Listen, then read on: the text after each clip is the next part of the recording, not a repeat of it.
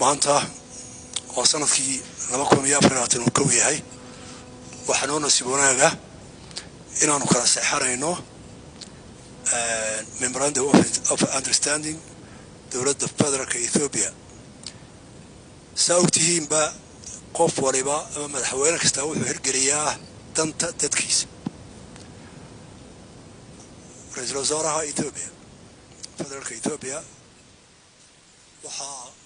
uu naga codsaday inaynu wada galno understanding in ay badda ka helaan meel ay degaan ciidankoodu maadaama ay leeyihiin ciidankii mariinska meel ay degaan inaga Somalilandna waxaynu in badan Ethiopia iyo qaranka u diisanaynay in laynu aqoonsano qarannimadeena oo muddo badan maqan waxaynu farxada